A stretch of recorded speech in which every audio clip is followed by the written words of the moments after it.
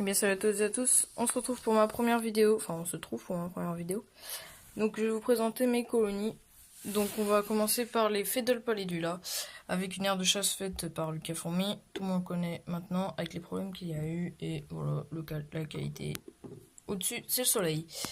Donc là les deux aires de chasse que moi j'ai fait moi-même, donc avec des boîtes trouvées le roi Merlin, Castorama, enfin tout ce qui est le plus basique, et du plâtre. On va commencer par les Feudal Palidula. Donc, hop, on ouvre. Et on fait le focus. Pardonnez-moi. Donc, alors, c'est parti.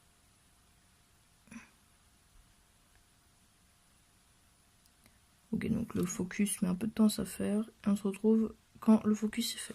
Ok, ça y est, donc le focus vient de se faire. Donc on peut apercevoir une petite colonie, pas beaucoup. La grappe d'œuf, une grappe d'œuf, donc ça veut dire que ça va bientôt reprendre. Je vais bientôt acheter un chauffage chez Lucas Fourmi réglable. Voilà. Donc voilà, rien à dire sur cette colonie, une petite colonie, puis voilà. On se retrouve pour les Tetramorium caespinium. À tout de suite. Voilà, donc on se retrouve avec les Tetramorium caespinium. Donc une polygynie, j'ai tenté il y a 2 ans. Bah écoutez, ça fonctionne comme sur des roulettes. Donc je n'ai pas encore fait de diapo sur cette espèce car j'ai vu que ce n'était pas obligatoire à 100%. Donc fin 2019, fin de cette année, je vais en faire une, ça c'est sûr. Également, qu'est-ce que je pourrais dire d'autre? Elles sont dans une aire de chasse que j'ai faite moi-même. Bon bah, vous avez vu tout à l'heure. Peu de couvains, hein. Enfin non, pas mal quand même, mais je veux dire, pensez à en avoir un peu plus. Par contre, elles sont beaucoup actives dans l'aire de chasse. C'est la colonie qui est le plus active dans l'aire de chasse. Donc je leur mets tous les jours, je dois leur donner de la nourriture. C'est une grosse mangeuse. Et pourtant, bah, pas beaucoup de coups. Enfin, on peut voir que les larves quand même sont bien noires. Hein. On voit qu'elles sont bien nourries. Donc voilà, c'est à peu près tout sur cette colonie.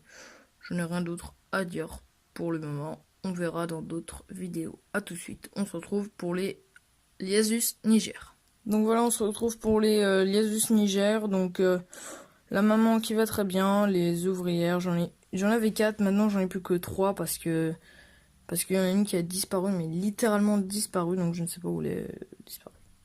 Donc là, j'ai sur cette espèce, le couvain a bien repris, hein, après de la diapose. J'ai également 3 cocons, j'ai pu apercevoir, donc derrière la reine, je sais pas si on peut les voir. On en voit un, j'en vois un en tout cas à travers l'écran.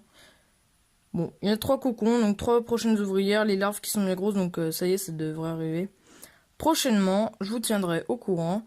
Donc sur cette colonie, je l'ai eu l'année dernière, voilà, donc après ça a été rapidement de la diapose parce que je l'ai eu en fin d'année. Donc sur cette colonie, je mise pas mal quand même parce que je pense que ça peut devenir une belle colonie. Voilà, donc j'aurais fait un petit tube compartimenté fait par moi. Voilà, je l'ai créé tout seul. J'ai mis du coton avec une paille. Là, focus qui se fait rapidement, c'est agréable. Donc on peut voir l'ouvrière qui trimballe une reine. Donc les petits bouts blancs que vous pouvez voir sur les côtés, c'est tout simplement du plâtre.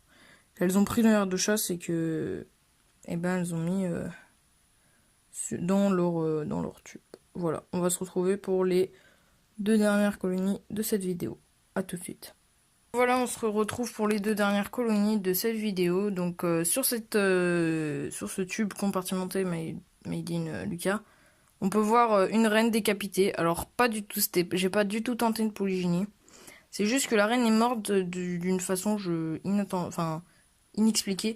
Et que du coup il restait des ouvrières et du couvain. Alors du coup vu que cette reine avait 2 ouvrières et ne voulait pas se développer avec très peu de couvain, j'ai décidé tout simplement de les mettre ensemble. Et écoutez, ça a marché, hein. Elles ont accepté la reine. Voilà, bon alors il y a eu un gros bazar dans le truc. Il y a eu 1 ou 2 mortalités. Voilà, donc là une. Bref, il y a eu un gros bazar dans ce tube. Mais bon, au final, tout va bien. J'espère que ça va bien reprendre. Voilà. Donc on se retrouve pour la dernière.